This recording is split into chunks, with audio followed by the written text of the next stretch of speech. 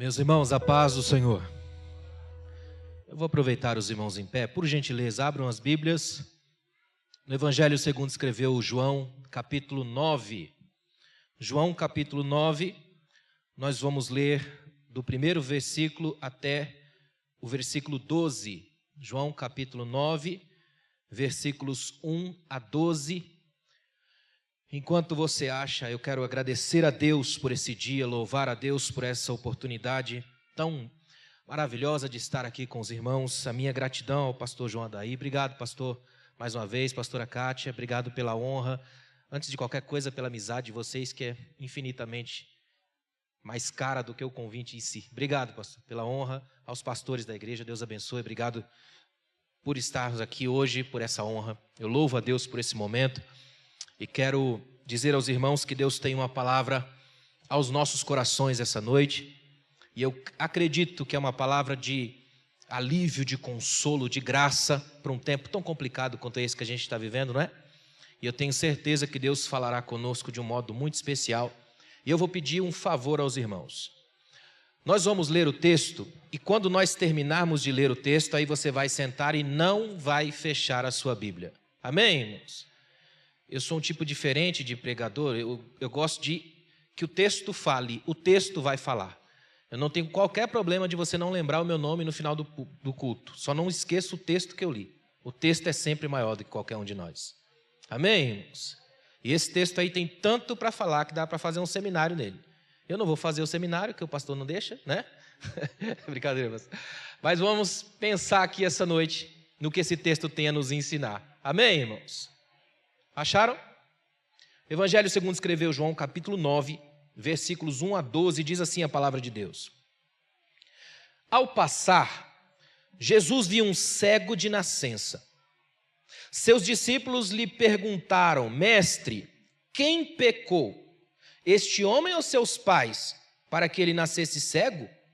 Disse Jesus, nem ele nem seus pais pecaram, mas isto aconteceu para que a obra de Deus se manifeste na vida dele. Enquanto é dia, precisamos realizar a obra daquele que me enviou. A noite se aproxima quando ninguém pode trabalhar. Enquanto estou no mundo, sou a luz do mundo. Tendo dito isso, cuspiu no chão, misturou terra com saliva e aplicou-a aos olhos do homem. Então lhe disse, vá lavar-se no tanque de Siloé, que significa enviado. O homem foi, lavou-se e voltou vendo. Seus vizinhos e os que anteriormente o tinham visto mendigando perguntaram, não é este o homem que costumava ficar sentado mendigando?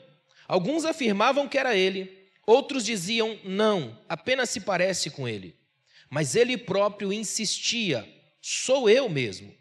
Então, como foram abertos os teus olhos? Interrogaram-no eles. Ele respondeu, o homem chamado Jesus misturou terra com saliva, colocou-a nos meus olhos e me disse que fosse lavar-me em Siloé. Fui, lavei-me e voltei vendo. Eles lhe perguntaram, onde está esse homem? Não sei, disse ele. Amém, pode sentar. E por gentileza, mantenha a sua Bíblia aberta aí. Meus irmãos, uma das coisas que mais me fascinam no Jesus do Novo Testamento é essa capacidade que ele tem de ser um Deus em trânsito, um Deus que se movimenta, que anda, que não está paralisado pelas instituições, pelo sistema religioso. É mais fácil você encontrar Jesus na praça do que na sinagoga. Ele é um Deus completamente livre. E ele transita nessa sua liberdade ao nível de quem não é. Ele vai para os pequenos, para os menores, para os que estão à margem. É tão bonito chamar o nosso Deus do Deus dos marginais, não é? É bonito e assustador ao mesmo tempo, mas ele é assim.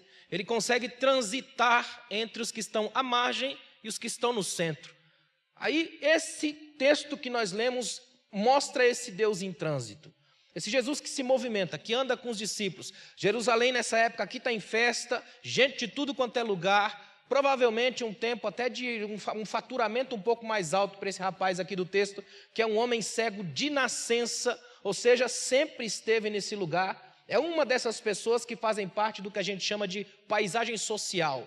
Eles existem no meio da vida da gente e a gente não nota, a não ser que eles morram ou nos contaminem, aí a gente percebe que eles existem. não é? É gente que a gente fecha o vidro do carro, é gente que a gente finge que não está lá.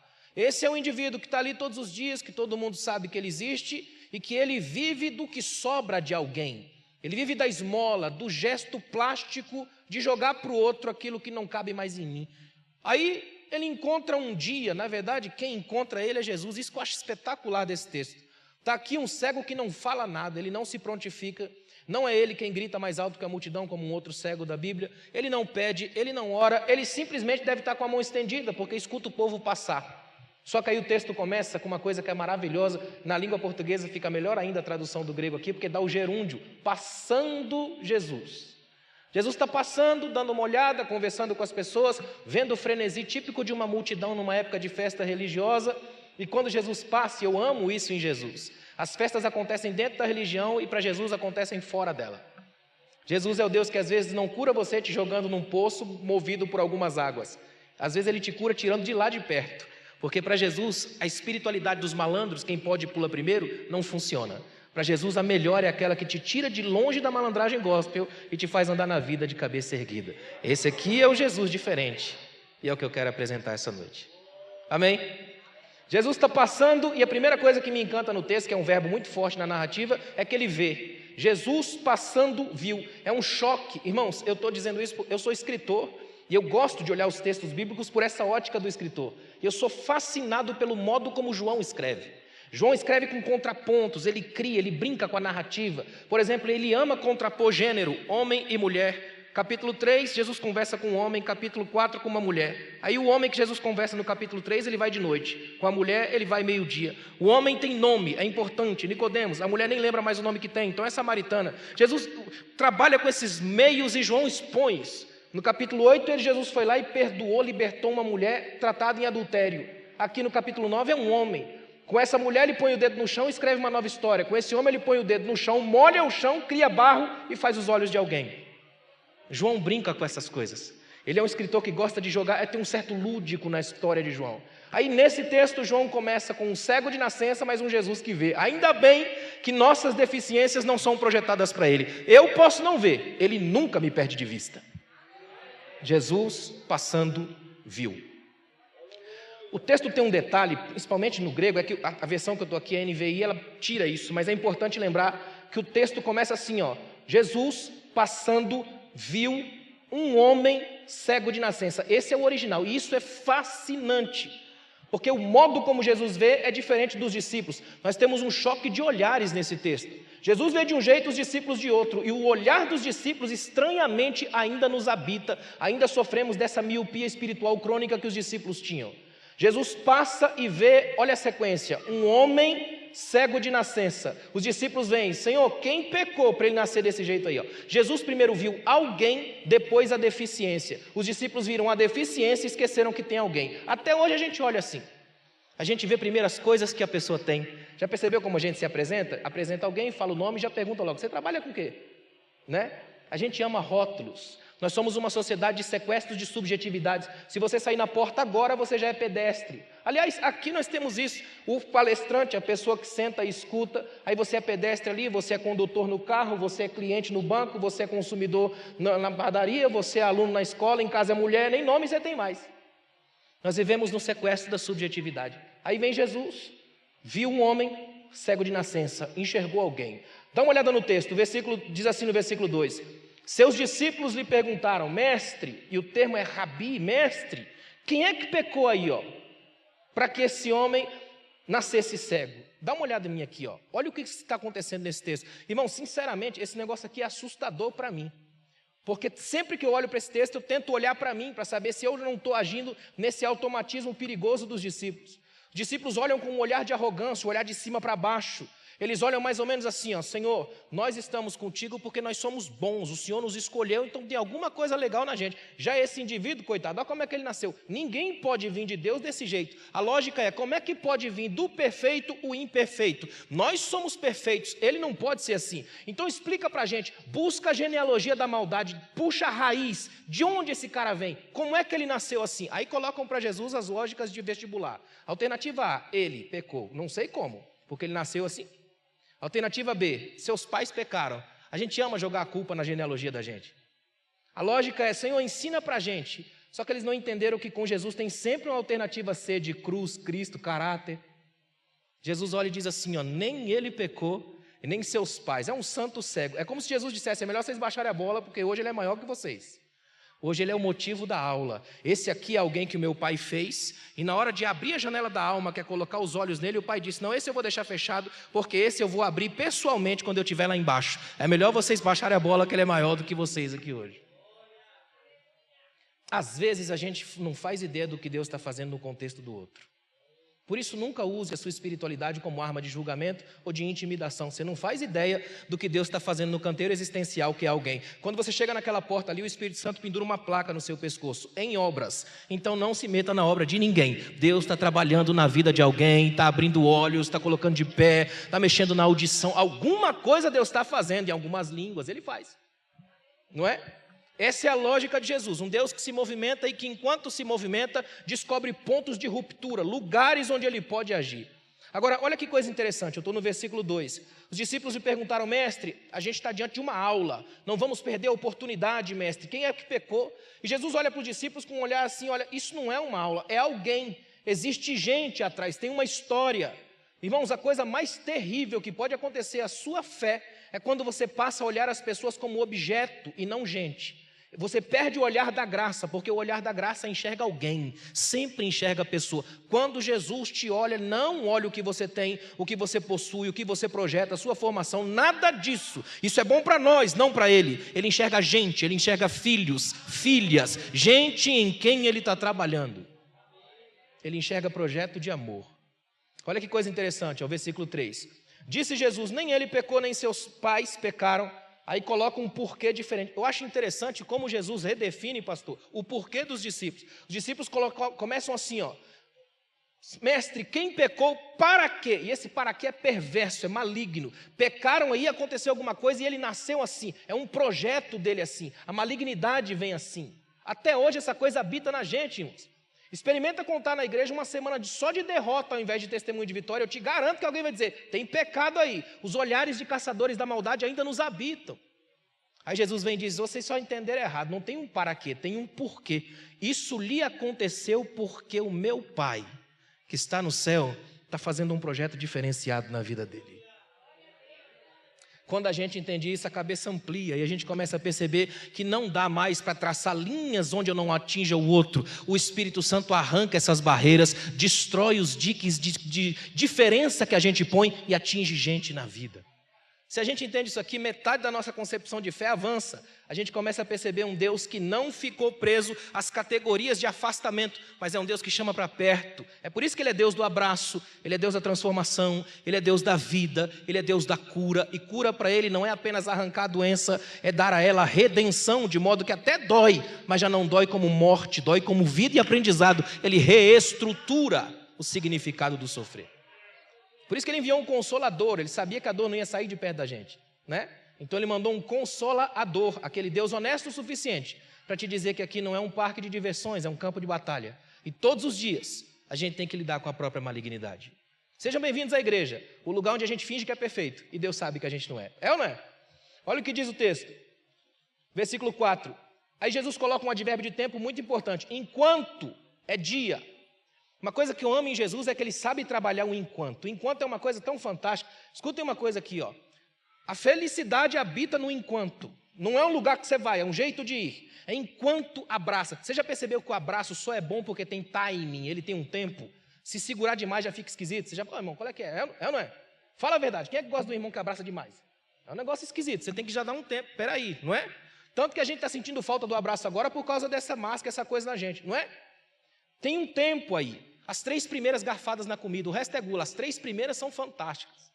É o enquanto do banho.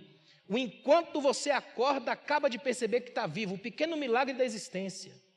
Tudo acontece no enquanto. Aí Jesus vem e coloca esse enquanto para trabalhar. Enquanto é dia, é necessário que realizemos as obras daquele que me enviou, A noite vem quando ninguém pode trabalhar e Jesus está fazendo um contraponto. Esse rapaz está na noite, as janelas da alma ainda não foram abertas, ele não enxerga. Só que hoje, o Deus que vê, é o que Jesus está dizendo, eu vou trazer ele à vida. Ele pode ter sido cego de nascença até mim. De mim para frente ele será vivo, alguém que enxerga e de nascença. Eu vou trazê-lo à luz, vou fazer um parto no meio da rua. Só Jesus faz isso. Aí ele faz uma teologia profunda e diz assim, no versículo 4 e 5, a noite vem quando ninguém pode trabalhar, enquanto estou no mundo eu sou a luz do mundo. E os fariseus devem ficar loucos quando ele fala eu sou a luz do mundo. Tem muito mais luminosidade em mim do que você imagina. Luz para Jesus não é apenas aquilo que a gente aciona o interruptor, a gente confunde a luz com a lâmpada. Para Jesus é toda uma potência de ser e viver, é uma energia da vida. É Jesus dizendo que qualquer lugar que ele chega amplia horizontes, ele reconstrói histórias, ele tira mofos de vida, ele arruma quartos para arejar a vida. Onde ele chega, luminosidades acontecem. Ele é um Deus de esperança no olhar. É ampliar o horizonte à medida que se anda. É parar com o pessimismo enraizado que existe em crente. Quer ver só? Vê se eu estou errado. A gente pega o Salmo 30, verso 5, que diz assim, o choro pode, possibilidade, talvez, pode durar uma noite. Olha a certeza do texto. A alegria vem pela manhã. Me mostra um crente que lê com essa ênfase que eu coloquei.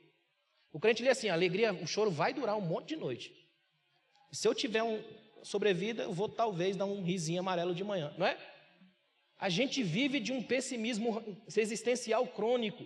Muita gente ainda tem essa visão meio que Santo Agostinho de um pessimismo crônico da vida. Aí vem a graça de Deus e começa a jogar essas luzes sobre a gente. Às vezes essa luz brilha aqui, à medida que você encontra um testemunho, como a gente viu aqui, de alguém que joga uma pequena luz sobre a sua vida para que você saiba que enquanto a graça de Deus estiver agindo sobre a sua vida, não há possibilidade das trevas permanecerem para sempre. A palavra de Deus, o Evangelho é libertação, é vencer todas as lógicas opressoras, sejam elas quais forem. Está dando para entender? Olha que coisa interessante, dá uma olhada, eu estou no versículo 5, né? Olha o versículo 6. Eu acho interessante que, não sei se você percebeu, mas até agora esse cego não diz uma única palavra. E eu entendo ele. Como eu me coloco no lugar desse homem aqui? Imagina por um momento isso aqui, Ele é alguém que passa a vida inteira como paisagem social da Jerusalém. Ele é alguém que vive da sobra do outro. De repente ele para e escuta, porque ele é cego, mas não surdo. Ele escuta que alguém que é mestre, porque se referiram a ele assim, que é mestre, está discutindo com os seus discípulos na frente dele, e o objeto da discussão é ele. E é a primeira vez na vida dele que o mestre está a favor dele. Eu também ia ficar quietinho, só curtindo o momento. É a primeira vez que ele é o centro de uma discussão filosófica teológica. É a primeira vez que ele é o centro de uma reconstrução de vida. Jesus está falando de luz, luminosidade, glória de Deus, luz do mundo. E o cego está pensando, e é comigo. Tentaram falar contra mim, disso eu já estou acostumado. Só caí agora, a coisa inverteu. Porque é a primeira vez que o mestre dos discípulos abaixa eles e levanta a mim. No meio da rua. Ele está começando a ver que existe um Deus que é capaz de redefinir histórias de opressão e fracasso. E ele faz isso no meio da rua. Quer ver uma coisa linda? Olha o que diz o versículo 5, do 5 para o 6. Está um silêncio dele aqui, aí o versículo 6 diz isso aqui, Tendo dito isso, ou seja, falando com os discípulos, cuspiu no chão, é uma atitude de Jesus, cuspiu no chão, misturou a terra com a saliva e aplicou aos olhos do homem. Bom, qualquer pessoa aqui sabe muito bem aquele barulho característico de alguém que vai cuspir. Não peçam que eu não vou fazer, mas pensa por um momento. O homem é cego e Jesus começa toda uma imagética, tem todo um trabalho montado aqui, é toda uma estética. Jesus vai e cospe no chão, abaixa, começa a fazer lodo. Os discípulos olhando, eu percebo carinhas de nojo. Os discípulos olhando, o indivíduo só escutando o que é que está acontecendo aqui. Aí Jesus estabelece uma coisa magistral. Até aqui Jesus é teológico, ele conversa, expõe, dá aula, quebra paradigmas, arrebenta com alguns processos, com religiões de muito tempo, de maldições e maldições, ele desmonta isso aqui, de repente ele pega essa coisa que ele fez no chão, esse quê escandaloso da graça, atinge o homem com a própria mão e toca. Quando Jesus faz isso, estabelece um link completo, está dizendo, olha, eu não apenas falo sobre você, eu não apenas invento teorias sobre você, eu toco em você para que você saiba que eu me importo com você ainda cego, ainda pequeno, ainda imperfeito, eu estou tocando em você e admitindo que entre nós não há barreiras. Como é bom saber que nós temos um Deus que se aproxima. Nós temos um Deus que rompe as barreiras e toca na gente. Nós estamos vivendo uma geração que tem muito mais tempo de tela do que tempo de contato. Uma geração perigosa. Aí você tem um Jesus que não faz isso, ele toca, ele aproxima, ele conversa, ele gosta. Uma coisa que me encanta em Jesus é que tudo que é normal da gente, ele fazia. Pensa num Deus espetacular. Ele comia, ele dormia, ele aparece dormindo num barco. Jesus é o único Deus de todas as grandes mitologias que você vê andando normal. Eles gostam de voar, serem carregados, aparecer num vulcão, no Agamenon, na Canuche, nos cumes do Himalaia. O Jesus que a gente serve não. É o único Deus que a narrativa apresenta ele andando. Ele andou tanto que andou nas águas. Ele é o Deus que você serve. Ele é livre para se aproximar e tirar barreiras. É libertador andar com Jesus. Tendo dito isso, cuspiu no chão, versículo 6, misturou a terra com a saliva, aplicou sobre os olhos do homem. Aí vem a coisa, versículo 7, então ele disse, vá lavar-se no tanque de Siloé. É interessante que toda a cura de Jesus tem discipulado embutido. Jesus nunca cura por curar. Não é apenas um mágico estabelecendo um monte de coisas. Quando ele cura, tem um discipulado envolvido. E esse discipulado parte pela lógica da obediência. Eu não vou te dar de graça, mas pela graça. Se quiser ser curado, vai ter que ir lá se lavar. Eu não vou jogar água na sua cara. Tem um movimento aí. Mais do que isso, olha que incrível. Jesus olha para ele, a lógica é, vá até o Siloé. Só que olha que incrível. O próprio Jesus nada mais é do que o enviado de Deus. Como enviado de Deus, ele envia esse indivíduo. Para onde que ele envia ele? Para um tanque chamado Siloé. Aí para nós que somos brasileiros, tem entre parênteses aí, que significa enviado. Para ele nem precisou, Siloé já significa enviado. Agora, olha que incrível, olha o que Jesus está fazendo. Eu sou o enviado, e como enviado eu envio, de modo que eu prego aquilo que vivo. Como eu sou enviado de Deus, eu posso te enviar. E como eu posso te enviar, vou te enviar sabendo que você é cego para um lugar que chama enviado. Você não se perde nem que queira. Está tudo estabelecido. O enviado te envia para um lugar chamado enviado. Daí para frente você segue o seu caminho. Se você tiver coragem de ser enviado por mim, eu vou fazer de você uma luz capaz de brilhar no meio dos horizontes. É assim que a graça acontece. Ela se estabelece como uma nova forma de ser e viver. Novos caminhos, novas agendas, novos calendários. Olha que coisa interessante, ó, no versículo 7. Vá até o Siloé, que significa enviado. Aí vem o texto que diz assim, ó, no finalzinho do versículo 7. O homem foi, lavou-se e voltou vendo. Uma coisa que me encanta na narrativa de João, no modo como João escreve, é a forma direta de João. Eu costumo brincar, irmãos, com os alunos, eu digo que a Bíblia é o livro mais atual que o jornal que vai sair amanhã de manhã. É impressionante como as narrativas mais modernas não atingem a Bíblia. É incrível isso. Por exemplo, para vocês terem uma noção do que eu estou falando, Paulo é bem diferente de João para escrever. Só para Paulo dizer a seguinte frase, ó, éramos escravos do pecado, mas aí depois que chegou Cristo, pela sua graça, nos libertou do império do pecado e da morte. Essa frase que eu acabei de dizer em menos de 10 segundos, Paulo leva 11 capítulos em Romanos. Dá uma volta imensa para você entender. Claro que é profundo, é argumento sobre argumento. Já João é o contrário, João antecipa o Twitter, ele escreve em 140 caracteres. Fui, lavei, voltei vendo, hashtag partiu. É direto, né? Ele não enrola, ele é direto. E tem um porquê no texto. Olha que coisa incrível, versículo 8. Seus vizinhos e os que anteriormente o tinham visto mendigando perguntaram, não é este o mesmo homem que costumava ficar sentado mendigando? Tem um detalhe desse versículo 7 para o versículo 8 que é extraordinário. Eu espero que Deus fale ao seu coração com o que eu vou te dizer aqui, ó. Pensa comigo por um momento. Esse homem é cego de nascença. Desde que ele nasceu, ele nunca viu absolutamente nada. Ele nunca viu a cama onde ele dormiu a vida inteira. Ele nunca viu a própria mãe, o rosto dela. Ele nunca viu a casa dele. Se tem uma coisa que deve atiçar a curiosidade dele, é como são as formas da minha casa.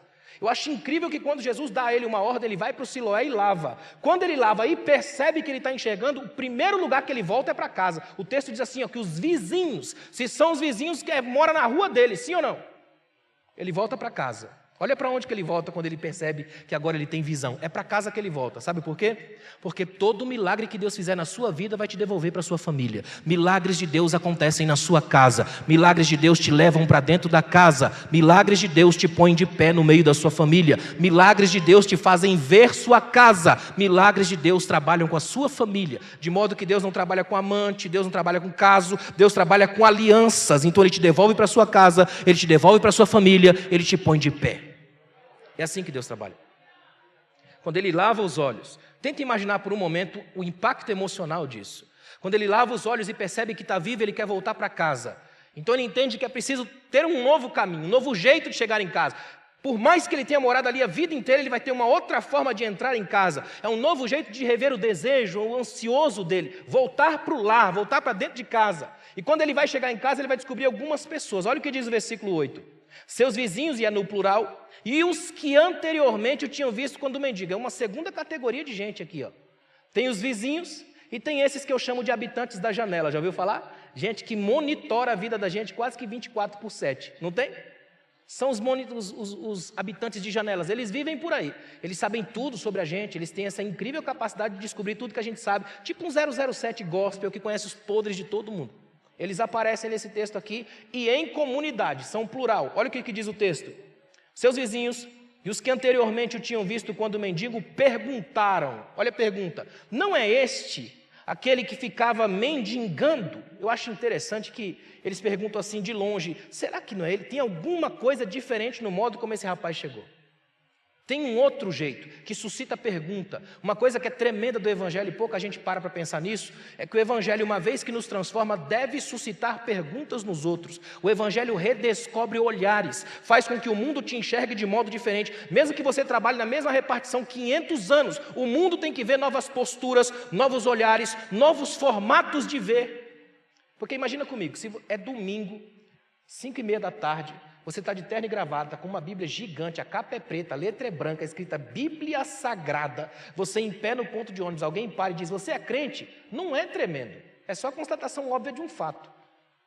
Agora, quando você está no seu trabalho, completamente uniformizado, a quilômetros de uma Bíblia, e tudo que a pessoa consegue enxergar são os seus olhos, ela encosta em você e pergunta, você é crente? Aí é milagre.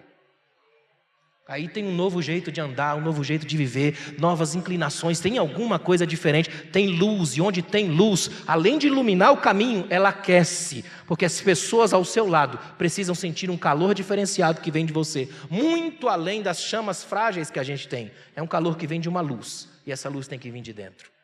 Olha o que diz o texto. Seus vizinhos perguntaram, versículo 9, eu acho interessante o versículo 9, que diz assim, ó, alguns afirmavam que era ele. Você já viu que tem gente que tem certeza sobre a gente sem nem perguntar? Não tem? Gente que jura que você é assim, até que de repente acontece alguma coisa. Já aconteceu com você de olhar para alguém na igreja e não ir muito com a cara dele, né? A gente não gosta de falar essas coisas na igreja, né? Porque a gente finge. Mas pensa por um momento que você não vai muito com a cara da pessoa, aí você cria juízos à distância dela. Até que de repente, pelos milagres da graça da vida, você se aproxima da pessoa, começa a conversar, faz uma amizade incrível, e no meio de um desses almoços de crente, que tudo de crente termina à mesa, né? A gente vai e diz para ele assim, olha, quando eu te conheci, eu achava você terrível. Já aconteceu com você?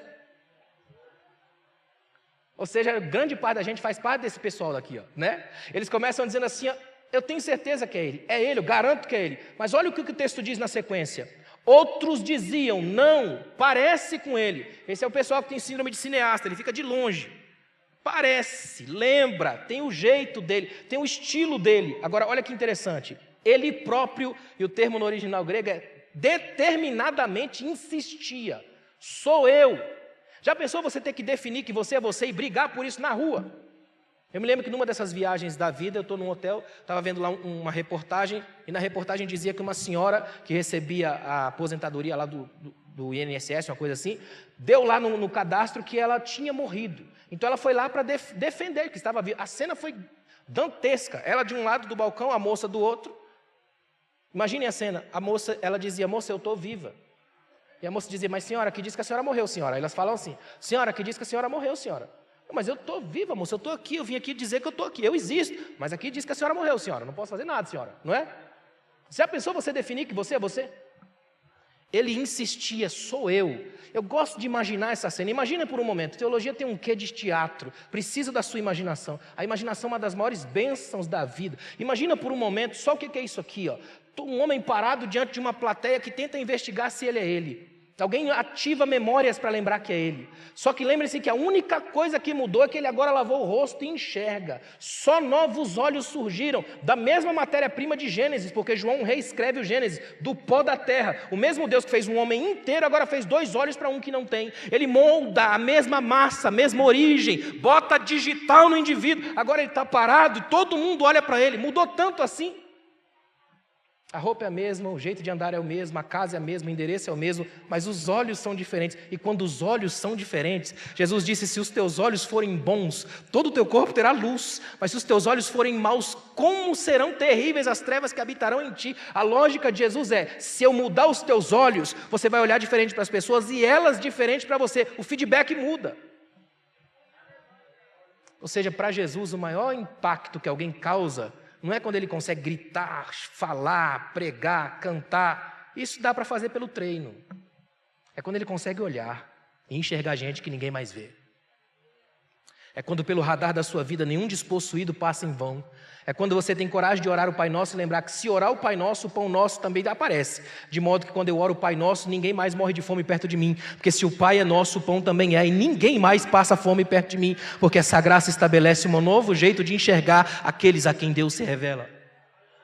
E Deus te trouxe aqui hoje só para lembrar você que Ele te enxerga de um jeito diferente. E uma vez que Ele te enxerga de um jeito diferente, te faz ver de um jeito diferente. E quando você vê de um jeito diferente, percebe a graça de Deus sendo feita em gente como a gente.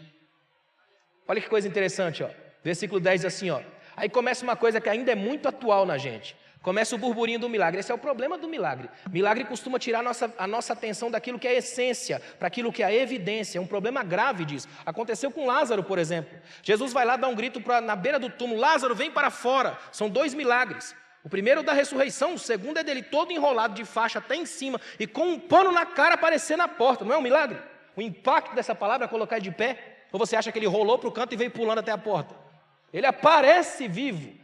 Agora, olha que incrível, Jesus tira aquele homem da morte, fica todo mundo paralisado, perplexo, em estado de choque diante daquela visão. Eu já imagino gente desmaiando, aquela situação toda. Só Jesus percebe o que ninguém vê. Jesus diz, desatai-o e deixai-o ir. Olha o que ele está dizendo, gente, eu trouxe ele da morte para a vida, porque nenhum de vocês pode fazer isso, mas tirar as faixas de morte, dar banho e colocar em casa é com vocês. Eu trago da salvação, a discipulação é com vocês. Discipulem ele, tirem o cheiro de cemitério, devolvam a vida. Só Deus enxerga aquilo que está atrás do milagre, alguém. As pessoas aqui querem agora a lógica do milagre, o pragmático, a matemática, o método, como funciona. Olha as perguntas no versículo 10, ó. Como foram abertos os teus olhos? A pergunta do como ainda é muito nossa. Como é que foi feito isso? Milagre, eu fico imaginando se fosse hoje, pastor. Imagina se fosse hoje, com esse pessoal que gosta de alardear milagres. Imagina eles fazendo isso aqui, aí de repente eu senti quando raios e trovões, e o tanque Siloé começou a borbulhar, e eu senti arrebentar os meus olhos, eu senti vermelho, aí surgiu um globo ocular aqui, de repente outro aqui. A gente é o delírio com esse negócio aqui, ó.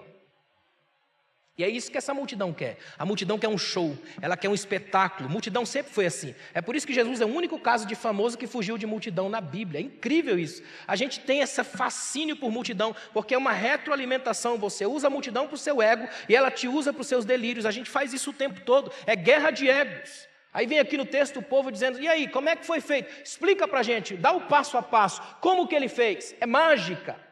Como é que faz a coisa aí funcionar? Aí olha o que diz o texto. Eu acho tão tremendo esse texto aqui, porque o versículo 11 diz assim, ó. Ele respondeu, o homem chamado Jesus. Eu acho tremendo que isso aqui é aprendizado. Ele escutou lá atrás que Jesus passa e enxerga um homem cego de nascença. Então ele também não enxerga apenas um Deus que distribui milagres. Ele enxerga um homem chamado Jesus. Alguém me curou e tinha cara. E eu gosto da cara desse Deus. Jesus é a selfie de Deus. Você olha para ele, você enxerga o sagrado. O homem, chamado Jesus, misturou terra com saliva, colocou nos meus olhos e me disse que fosse lavar-me em Siloé. Aí ele repete, eu fui, lavei e agora vejo. Irmãos, é um testemunho para aquela relação daquele povo, tão sem graça que eles não gostaram. Olha o que diz o versículo 12. Eles perguntaram, onde ele está? A lógica é, não gostamos do seu testemunho não, a gente quer pegar com ele, qual é que ele tem mais detalhe, né? Seu testemunho é rápido demais, é uma coisa que não dá nem para a gente levar para a rádio. Seu testemunho não dá talk show, não dá tempo, né? Como é que a gente vai vender um negócio desse? Imagina a lógica, subjetividade não vende, a gente vai vender como isso? Fui, lavei, voltei, vendo, não tem graça, a coisa não funciona, não pega, não tem impacto. Um pastor falou para mim uma vez, rapaz, você precisa dar uma encorpada, dar um murro no púlpito de vez em quando você pregar, você vai explodir. Eu brinquei com ele, pastor, desculpa, eu não quero explodir, porque o que explode geralmente morre, eu só quero viver. A gente está passando do ponto de entender a verdade incrível que esse texto tem para a gente. Como é lindo saber que nós temos um Deus que não faz mágica, Ele tem milagre. E o milagre dele não é manipular as situações e as emoções, é a partir da graça de receber. Ele cura porque ama, ele cura porque te autoriza a ser você. Esse aqui não é um Deus que dá, é um Deus que ajuda a ser. Ele devolve a autoestima. Esse cara agora pode ir para onde ele quiser, ele toma banho sozinho, ele vai para a vida sozinho. Jesus devolveu a ele a vida, abriu a janela da alma e vai viver. Jesus está te chamando aqui hoje para valorizar a vida. Toda fé cristã é uma fé que valoriza a vida. Tudo na fé cristã é valorização de vida. É tanto da vida que uma coisa que eu acho interessante, se eu perguntasse aqui na igreja assim, ó, Jesus é um exemplo para tudo, sim ou não? Todo crente que tivesse acordado diria sim, é ou não é? Menos velório. Pode perceber que Jesus estragou todos os velórios que ele compareceu, todos. Até no de Lázaro, que ele chegou 4 dias depois, ele trouxe o rapaz de volta à vida. O nosso Deus é celebração de vida até a medula, é vida o tempo todo. Ele rompeu a lógica da morte. Por isso que a gente está celebrando isso aqui hoje, é vida. Para mim, o maior congresso da história da igreja é isso aqui, ó, uma vez por mês, esse celebrar a vida. Quer ver só? Imagina, por exemplo, só para vocês entenderem, agora está muito forte isso por causa desse tanto de morte que a gente tem no mundo, né? Não apenas no Brasil, mas no mundo. Agora imagina por um momento que a gente está aqui hoje conversando, todo mundo aqui na igreja, no culto, e de repente alguém morre na semana, durante a semana. Aí a gente recebe aquela notícia inesperada. Está aí um negócio esquisito da morte, já era para a gente ter acostumado com ela, né? Ninguém acostuma, porque ela ainda tem o inesperado, ela traz isso no seu bojo, o fantasma ainda tem esse nome. Aí ela vem, pega alguém, imagina, por um momento a gente não sente uma sensação ruim, que coisa estranha, aí a gente começa com frases feitas, meu Deus, o Senhor levou, para morrer basta estar vivo, meu pai, o homem estava aqui ontem, e agora já morreu, meu Deus do céu, a gente começa com uma série de frases, sabe essa coisa ruim que a morte causa na gente? Agora prepare o seu coração, essa coisa ruim que a morte causa na gente, Jesus causou na morte, porque imagina só quando a morte descobriu, depois de 3 dias que Jesus estava vivo de novo, como foi o susto da morte, quando Jesus apareceu e botou um cântico na boca de Paulo, quando isso que é mortal, se revestir da imortalidade, e isso que é corruptível, da incorruptibilidade, então se cumprirá a palavra que foi escrita, tragada foi a morte na vitória. Olha que tremendo. Teve um poeta inglês do século XVIII chamado John Donne.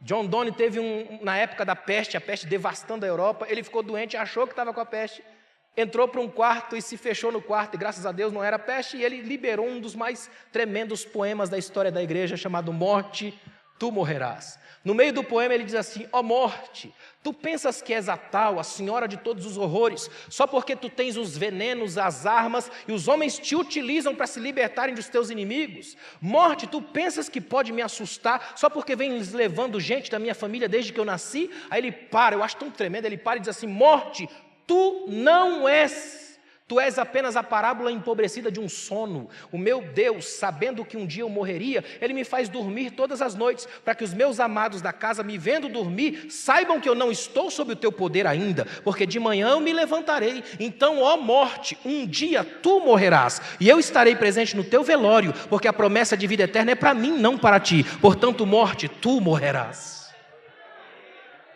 É por isso que crente é o povo mais maluco da face da terra, vai para um cemitério só para ter certeza que ele não está lá.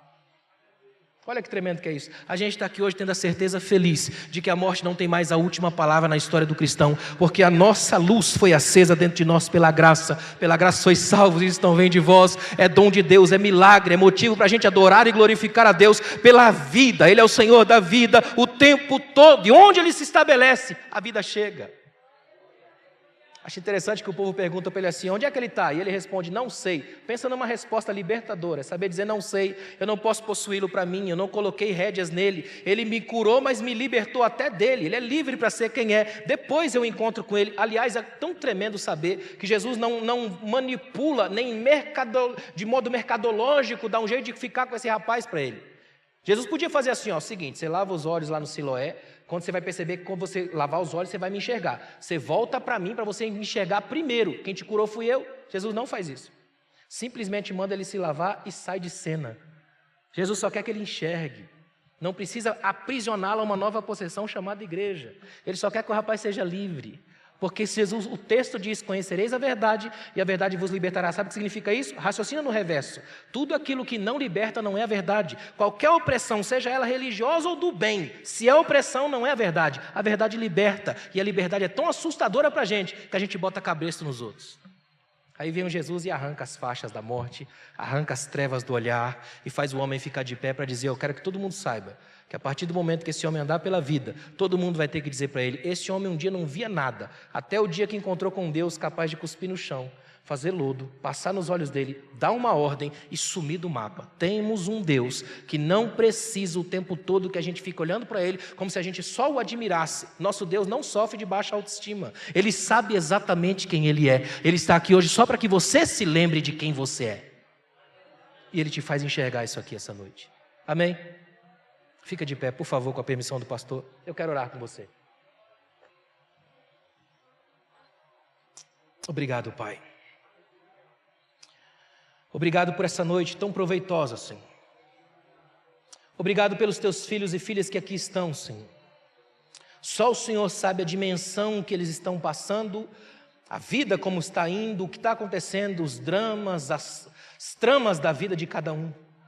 Mas graças a Deus, que as tuas misericórdias não têm fim. Que a tua palavra, Pai, encontra cada coração aqui hoje e mexe em cada estrutura, em cada ponto, em cada vida. Que o teu Espírito ministre vida sobre cada coração, vida na espiritualidade de cada um, vida no casamento de cada um, vida nos sonhos, nos projetos de cada um. Abre os nossos olhos, Pai, para que a gente enxergue do teu ponto de vista, não do nosso. O nosso é pequeno, alcança pouco, nossa mira é baixa, mas a tua não, é infinitamente superior à de qualquer um aqui. Que a tua bênção e a tua graça esteja sobre cada um de nós. Amém. Que Deus te abençoe. No final, se você quiser, acho que ali no canto ali tem alguns dos meus livros. Eu tenho 22 livros lançados, a maioria está esgotada, o que é um bom sinal, né? Eu tenho alguns deles ali. Por exemplo, Quando a Vida Dói. É o livro meu que mais saiu no Brasil e fora do Brasil. Notem que eu coloquei Quando a Vida Dói, não é se doer, porque vai doer. Se não doeu ainda, é melhor comprar o livro antes, né? Quando a Vida Dói. Temos um também, eu trabalho muito, a minha área de trabalho é com a liderança, o pastor sabe disso. E chama-se O Líder Indispensável. Fiz uma brincadeira com esse prefixo in, para dar o indicativo de você descobrir se é dispensável ou indispensável. Tem um também sobre o fruto do Espírito, pequeno tratado de nutrição espiritual. Um sobre a prática ministerial. E se não me engano tem um do Spurgeon, príncipe dos pregadores, pela graça, um texto maravilhoso. E um sobre o apóstolo Paulo, a sabedoria das últimas palavras de Paulo, conselhos de um velho apóstolo, que é um livro espetacular que eu tenho ali. Sei que tem esses mais alguns temas lá. Amém, irmãos? Obrigado, Deus abençoe. Como dizem os rabinos, se você deixar um livro aberto em cima da mesa, até o vento vira a página. Só o preguiçoso não lê. Obrigado, gente. Deus abençoe. Obrigado.